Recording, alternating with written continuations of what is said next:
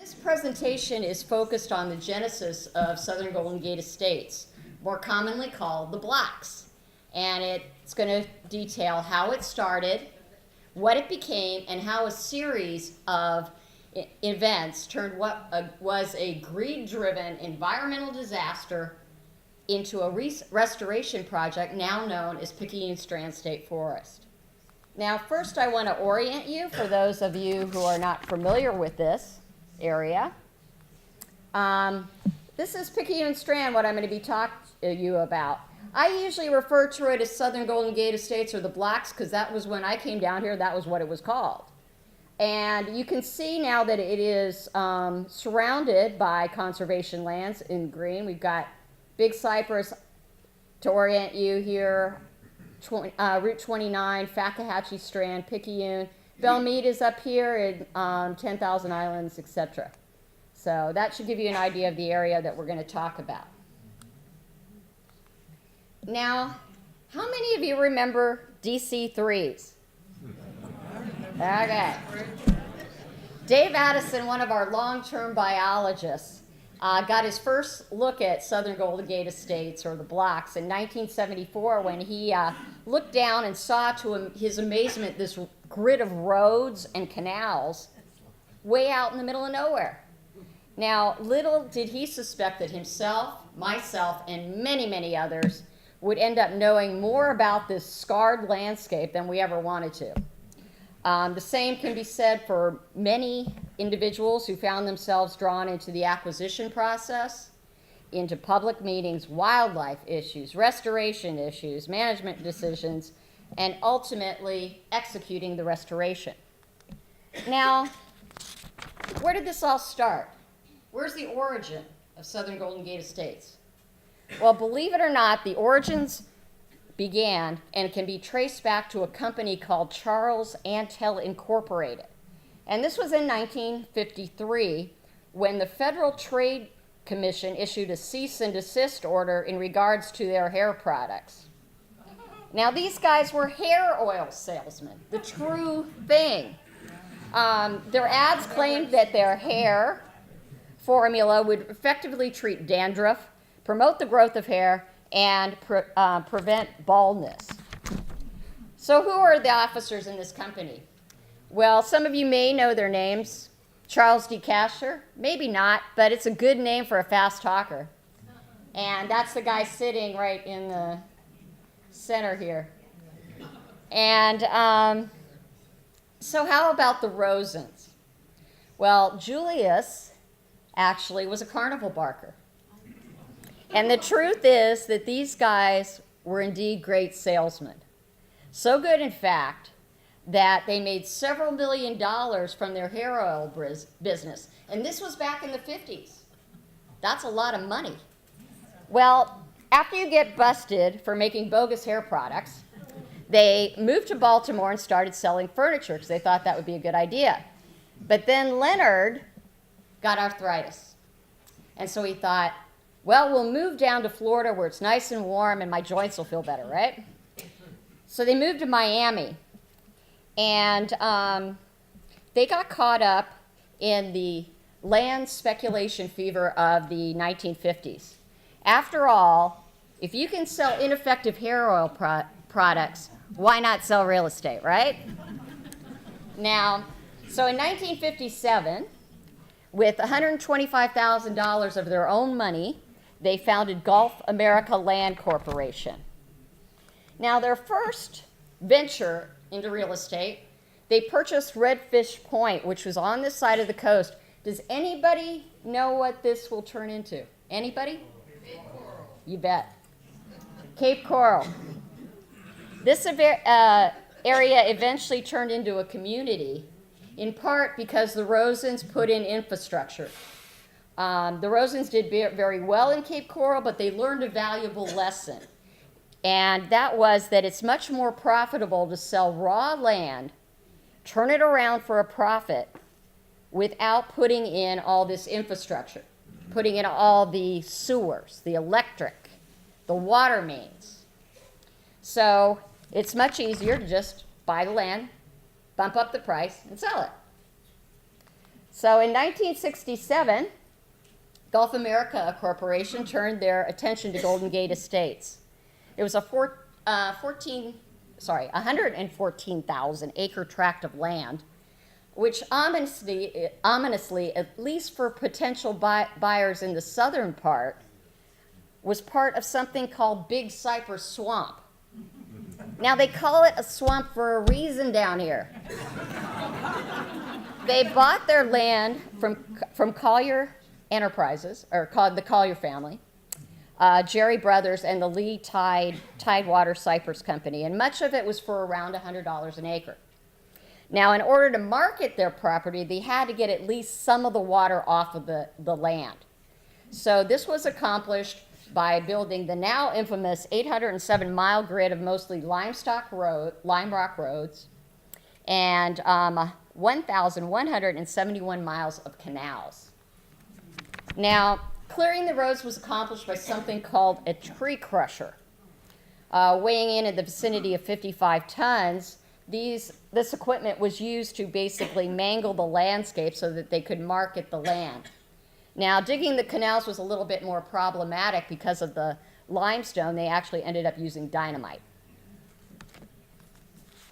Now, and remember in Cape Coral, they learned this valuable lesson not to put in any infrastructure. So the Rosens had no intention of doing anything but the basics down here on this land. The only thing they did, put in some limestone roads and put in the canals so that the water would drain off the land. And this was made clear by Leonard Rosen when he stated, "We're promising nothing, absolutely nothing. We're offering what we believe to be an excellent investment at low cost with the company's good name behind it. It will be a place where the unsophisticated investor can take pleasure in his property." Now, the only thing they did was put in those roads and canals.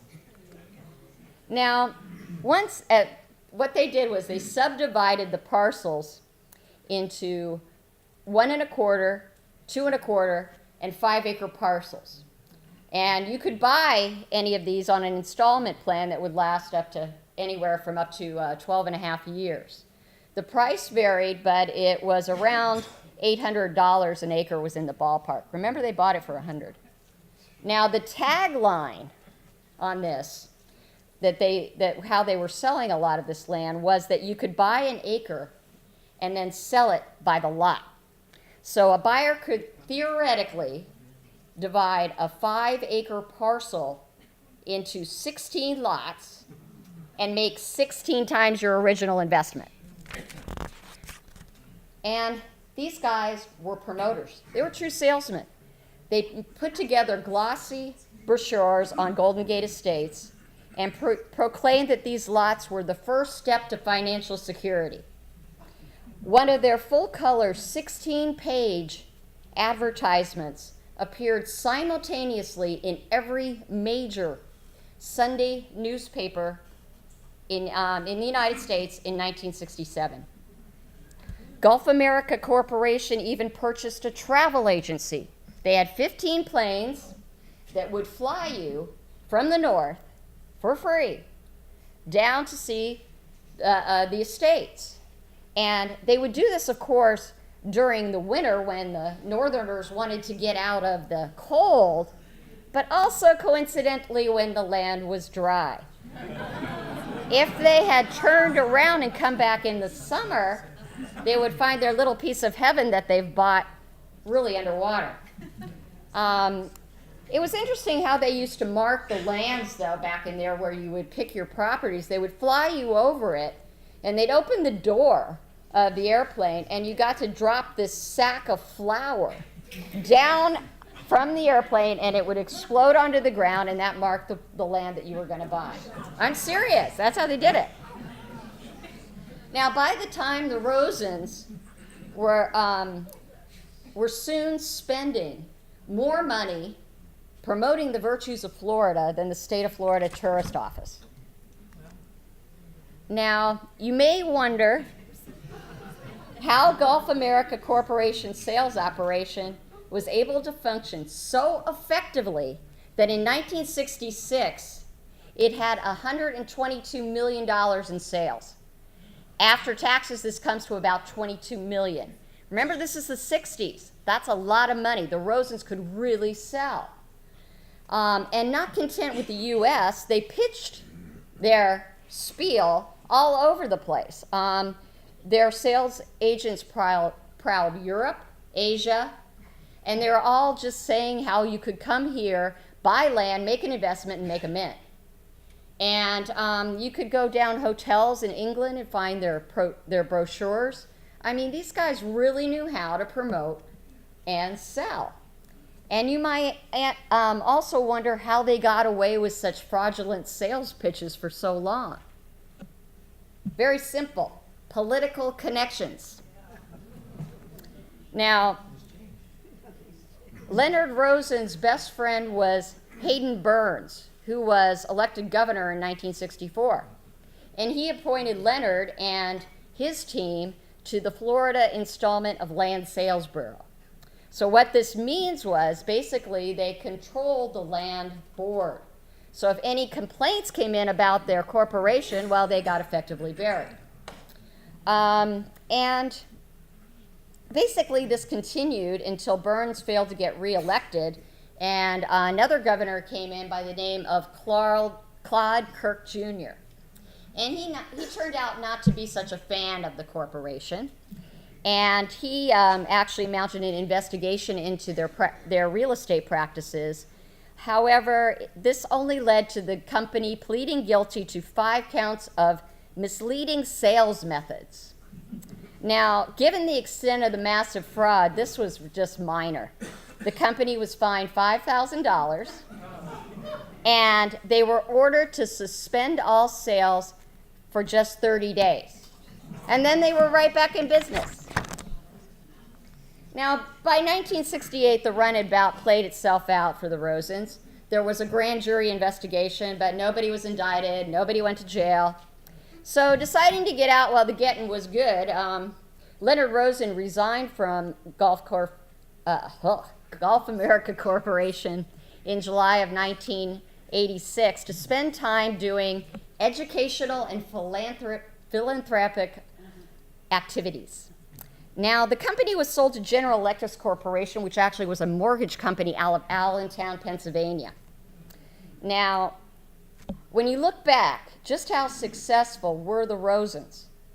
Well, by 1969, they had divested 90% of their property. These guys could sell. In the wake of Gulf America's scandalous real estate operation, General Acceptance didn't do so good.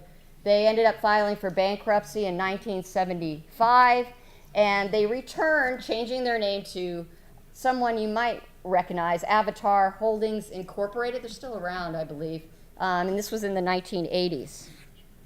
So now you know where the saying, "I'll sell you some swampland in Florida" came from. I'm serious. It came from right here in Collier County. Now, I'm going to talk a little bit about the states for a second. The construction of the roads and the canals began in 1963 and ended in 1971, and leaving into its wake what was claimed to be the world's largest subdivision. It existed within 2 tracts of land. You have the northern Golden Gate estates to the north up here, north of I-75, which actually did become, the residential area, the rural, the estates, what they call now is, they're referring to northern Golden Gate estates. And the southern Golden Gate estates here was south of 75. Now, the northern estates were actually made the same, using the same methods as the southern Golden Gate estates, but they actually were drained this way, and they end up into Naples Bay, and that's a story for another day, so we'll just skip that part. But southern Golden Gate turned out to be a horse of a different color. Even before the construction, it was thought that the massive grid of roads and canals was starting to cause problems environmentally.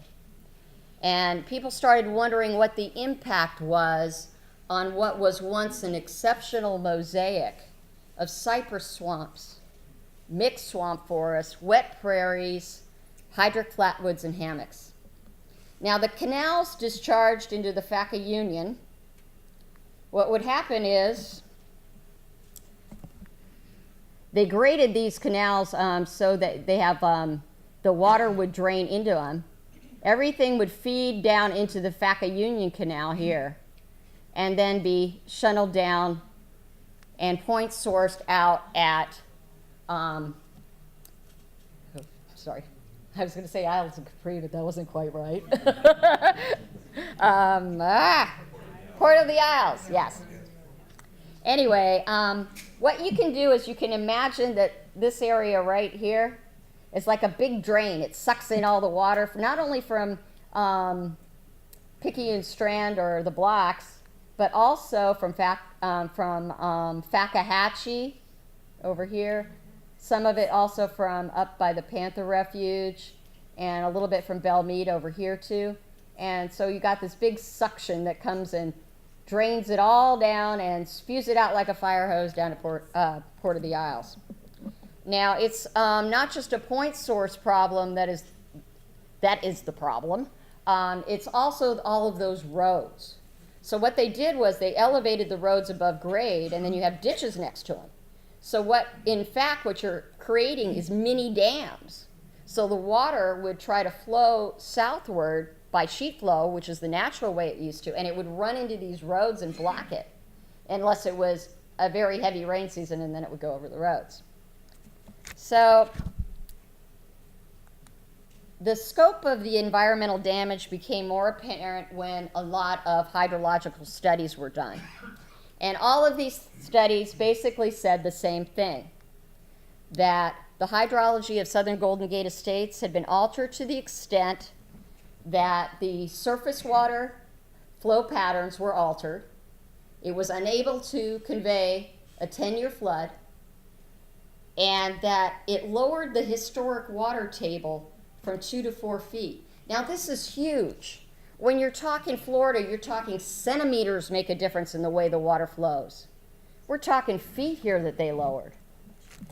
And this also would exacerbate conditions during the dry season and cause more droughts. You get more wildfires. And it also created a path where a lot of the exotics like Brazilian pepper and melaleuca could come in. Now, in the summer, at the junction of Jane Scenic Drive and Prairie Canal Bridge, if any of you know where that is, we used to watch the lifeblood of Fakahatchee just pour into the canals in torrents, lowering the groundwater levels by as much as 4 feet. The U.S. Army Corps of Engineers conducted a hydrologic study and evaluated multiple alternatives to actually fixing this problem and doing something with the canal system. And interesting enough, one of the options that was actually first put forward in 1977 was plugging and filling portion of the canals. And this is the exact reference that they used when they would do the restoration later on. Something that was said in 1977 is still good in 2000, okay? Now, I'm going to shift gears for just a second here and talk about the wild blocks. Now, development in the blocks was a failure. There was only a single electric line that ran for 3 miles along Miller Boulevard, and there was no other infrastructure. As for the roads, particularly those in the southern end of the blocks, during the wet season, they were pretty much flooded. Now, a few homes were actually constructed there, about 20 of them, at least according to those that were permitted, and these were in the northern sections. Now, southern Golden Gate Estates attracted a certain type of independent thinkers. They seemed to enjoy the isolation. They were a very colorful group, and perhaps the best known was Jesse Hardy. He was mostly known for being one of the last holdouts of the acquisition process when the state was buying the land. And he once worked for Gulf America Corporation, and he bought his 160 acres for $160,000 in 1976. He was paid $4.95 million for his property in 2005. Jesse made a killing on that one. Now, just to give you an idea of the mindset of some of the residents, this sign up here in this corner says, "Thank you for not shooting in this direction." And this one down here with the rebel flag says, "Do you believe in life after death? If in doubt, trespass here and find out."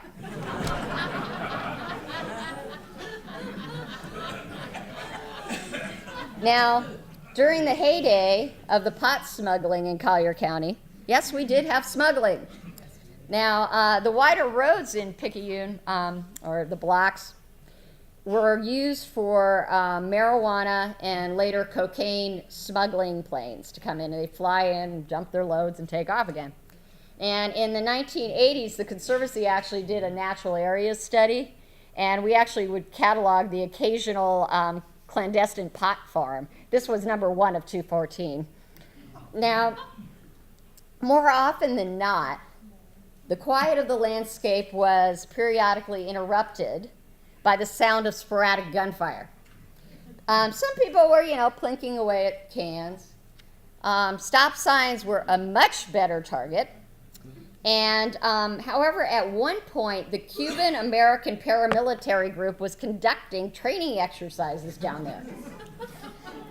In 1970, day hunters, they're a real hardy group. Their hunting practices consisted of getting their lawn chairs out, and they'd sit along the roads, okay?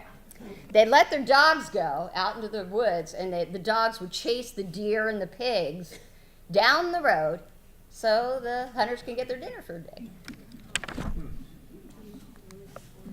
Now, during the weekends, or just about any day of the week, the blocks were the place to go to do some real serious off-roading with your swamp buggy and your ATVs. I don't know if Kelsey's here, but Kelsey told me she learned how, she works for us in the development office. She told me she learned how to drive her car in the blocks. But anyway, I guess because you couldn't hit anything, or at least anything important.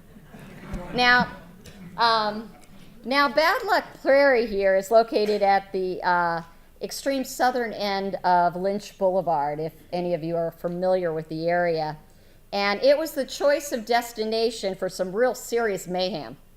The mud you see in these photographs used to be wet prairie. Beer cans were scattered from one end of Bad Luck to the next. And actually, white crosses were also scattered around in this area to commemorate accidents when the rider had been injured. Now, this Jeep Cherokee was stolen in Miami, taken for a joyride in the mud, and abandoned there. It took forever to get that puppy out. But anyway, the area was eventually closed to ORV use about a decade ago. And of course, this was hugely unpopular with the Bad Luck user group, who felt it was their constitutional right to trespass on other people's property, including the Conservancy's. We have property down there, and it was just crisscrossed and mud. It was a mud bowl. And they basically tore it apart. Now, since the ORV ban, Bad Luck Prairie has begun to recover, and one day it will look like this. It's close, but not quite there yet. So after all the destruction, how did this land actually become in conservation? How did Southern Golden Gate Estates finally get purchased and be included in the comprehensive Everglades restoration property? Well, it's just another improbable story here. Now, growing concerns of the degradation of the wetlands had become pretty on early, and this resulted in the state of Florida adding the estates to the Save Our Rivers component of the Conservation and Restoration Lands Program Acquisition List, or the CARL program, in 1985. Now, the initial configuration called for around 37,000 acres. The problem was we had to contact 17,000 landowners that were all over the world. And this immediately made this acquisition some of the most convoluted and difficult multi-parcel land projects ever attempted.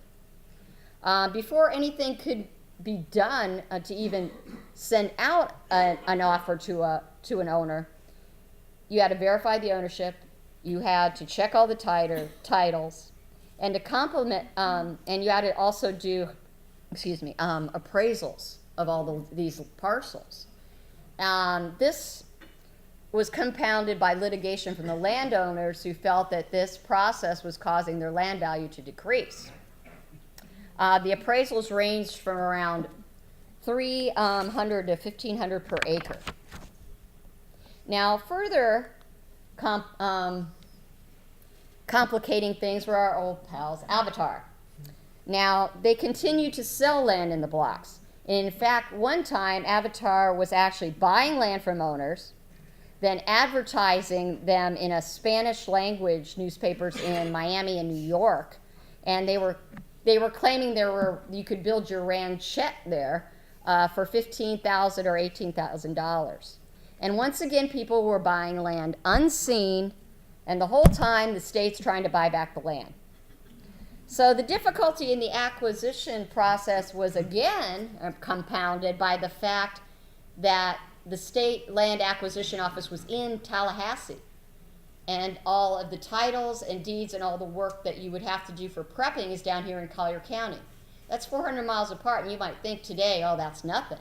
But back then it was. There's no internet. There's no computers. Do you remember typewriters and carbon copies? Yeah. I worked on some of this, and it wasn't fun, let me tell you. So Conservancy, anyway, what it came to be apparent was that this process, without help, was going to take about 10 years to get the first round of offers out. Now, the Conservancy met with Gail Brett and Rob Laverne of the that were acquisition agents at the time for the state, and we came up in 1991 with a solution where the Conservancy partnered with the state, and we would do all of the title processing down here for them, and then ship it up to Tallahassee where they could actually send out the offers. From the Conservancy's end, this was accomplished with a lot of staff time, some grant-supported interns, a cadre of volunteers. They spent unheard of hours down at the property appraiser's office doing things by hand. No computers, remember, you're looking through papers and file cabinets trying to find who owns what and cross-referencing it. And it took us 2.5 years instead of that 10 years that they had thought since we helped out to get this projected. You know, thanks to all those people that typed. Now, let's see. By 1995, the acquisition process was well underway, and they had acquired over 15,000 acres within the project boundary. And the project was substantial enough that the state designated this and renamed it Picayune Strand State Forest. This is where this name came in. And it was placed under the management of the Florida Division of Forestry. Now, in 1998 proved to be the pivotal year in the acquisition process, and these years just document some of the milestones. Here's when Jesse sold his land, and by 2006, they finally completed the acquisition.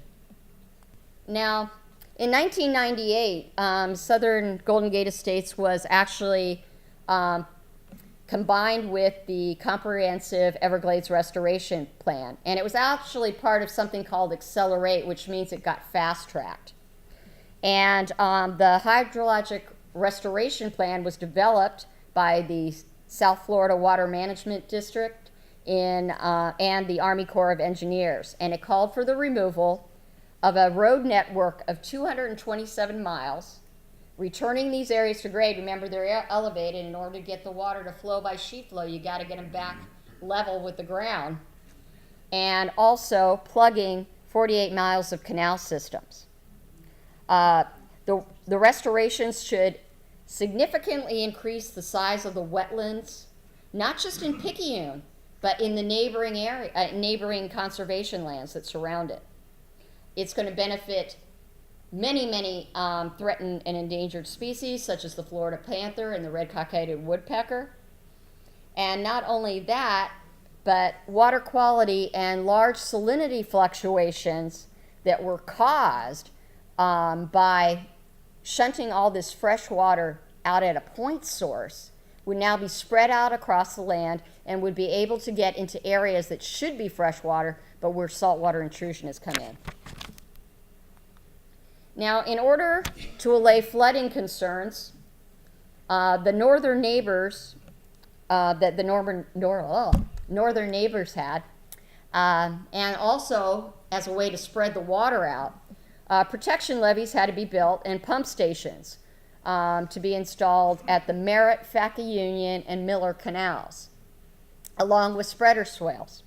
Now, in 2014, this pump station came online at the Merritt Canal, and it consisted of an 810 cubic feet per second pump station, that's pretty big, spreader canal and tieback levee. They plugged 13.5 miles of canals to block the Merritt Canal, and they removed 95 miles of roads. Now, the Merritt pump station was the smallest of the three built.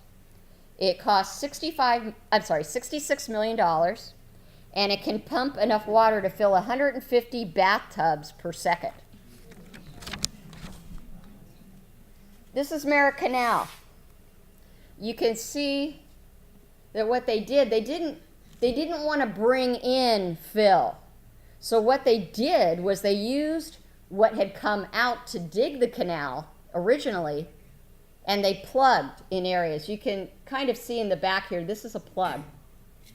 And they plugged them every so often, and that's how they got away with not having to fill all, bring in fill to fill the canals.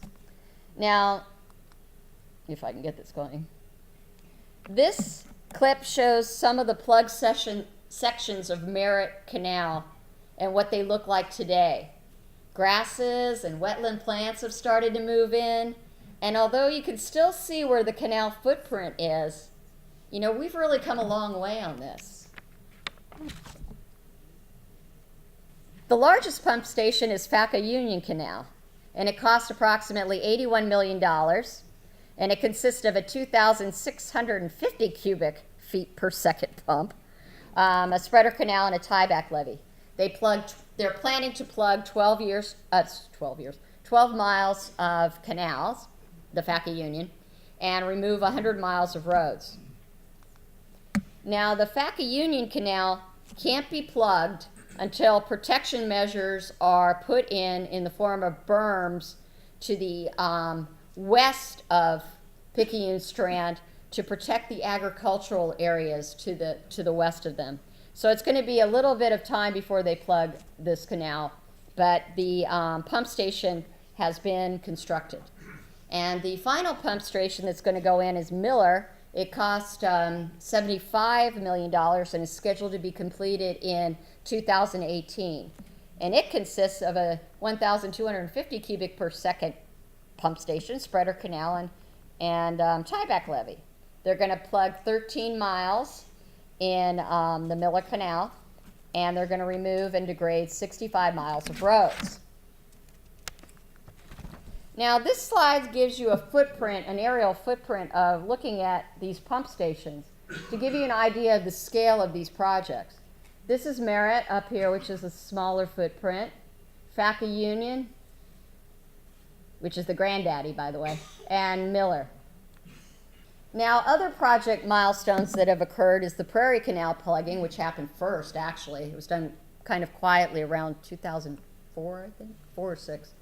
And they plugged 7 miles of Prairie Canal using the spoil that was left over. And they removed 65 miles of roads to restore the area to natural grade. They also put in Tamiami Trail, on Tamiami Trail, 9 culverts. And this is so once you plug Picayune, the water can flow under 41 and go back into the areas that it should be in the freshwater, what will be hopefully again, freshwater marshes. And it's kind of ironic in this whole thing that the Army Corps, which put in and built these roads and canals, are now taking them out. Now, this plan also addresses how to measure how restoration is working. And you do this by measuring ecological change. You measure changes to the hydrology, to the vegetation, to the wildlife. Now, the Conservancy science team did a lot of the pre-restoration biological work. We were in there from 2001 to 2014 in order to create this baseline of biological indicators that can then be used to evaluate the restoration once it's completed. Now, I'm not going to obviously go into this, but it was really a mountain of work. Now, these slides show some of the species that we assessed pre-construction that are going to be used, that hopefully will be used as indicators. And, what happens is when you plug these canals and the water starts to come back on the land, you're going to see a change first in the habitats. It's going to change from a more drier to a more wetland habitat. And when you change the habitat, then you change what types of critters live there. Then come in the insects, then come in the things that eat the insects, the fish, the birds, and so on and so forth. So what you really are going to see is a total change, hopefully back to the way it used to be, or as close as we can get it. Now, we are in the beginning of the process of actually starting to monitor again for the South Water Management District. We're starting with fish and frogs, and we're starting this side of the orange line in this area because both Prairie and Miller canals have been plugged now for a little while, and we're looking to see if there's any changes that occur yet. It's probably too early to see any definitive population changes in the fish and the frogs, but there should be signs within the hydrologic and the vegetation changes that are also being looked at there. Now, this slide shows some of the Conservancy science crew hard at work out in the blocks. And in the future, like I said, when the water's left on the land, it's going to change the habitats, change the species, and it just rolls on down. Now, the restoration project doesn't just benefit Picayune Strand or Southern Golden Gate Estates, whatever you want to call it. It also will benefit Fakahatchee and all these surrounding areas and the areas south. The location here in the center of all these conservation areas makes it vital for ecological conductivity. Remember, nature doesn't know any boundaries. We might decide this is Southern Golden Gates, this is Fakahatchee, but the animals don't care. They'll run back and forth between the two. Now, in 2006, we watched the movers and shakers symbolically throw a ceremony shovelful of dirt into Prairie Canal. And it was sort of ironic to see these representatives that represented agencies that actually dug it out, throwing the dirt back in. But, there's an enormous cost for this restoration. Removing the roads, filling the canals, installing the pump stations, and so on and so forth. But in the end, it's all worth it. Looking at it from this perspective, I would hope we can better appreciate that Southern Golden Gate Estates is a textbook case when it comes to understanding the ultimate cost to society of uncontrolled growth and rampant land speculation like that occurred in the 20th century. So we don't allow this to happen again.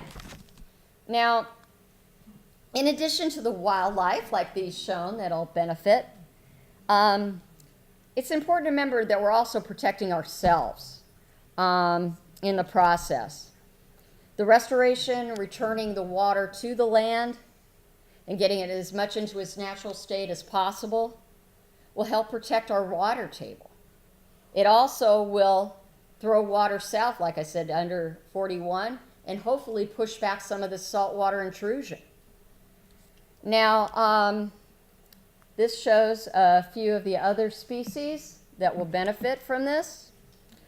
And in the next slide, I'd like to give you a sense of what it's like to be in the blocks during the wet season in an area that's been restored and on a road that really isn't a road anymore. It's because it's been, it's been put down to being level with the rest of the ground. And the water is free flowing across the remnants of the road that used to block the flow.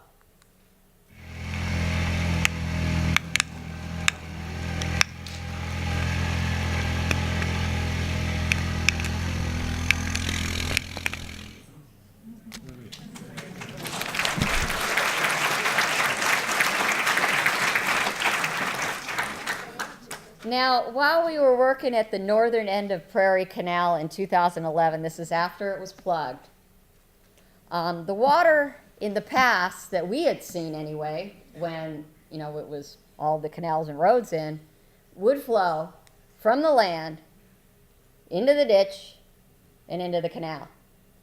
And on this day, we saw it coming from the canal to the ditch to the land. And that hadn't been seen in over 40 years. And it wasn't until that moment that the reality really hit that this is working. And it was such a good feeling. And, we might be spending a lot of money on this, but we're actually protecting ourselves in a way and giving back to the land. And to say the least, it's been quite a ride seeing Southern Golden Gate Estates morph into Picayune Strand State Forest and growing from the original 37,000 acres to 55,000 acres that it encompasses today. The beauty of this restoration project is that it's all about the ecosystem. And this site here, it just makes me smile and feel good that I even had a small hand in this. The acquisition and ultimate restoration was made by the persistent efforts of enormous amount of people. I can't name them all, but they know who they are, and all of us should be very proud in this county for supporting this restoration and pushing it forward. And these are some of the names that came to mind to me that were important. But I hope you found this informative, and thank you very much for coming.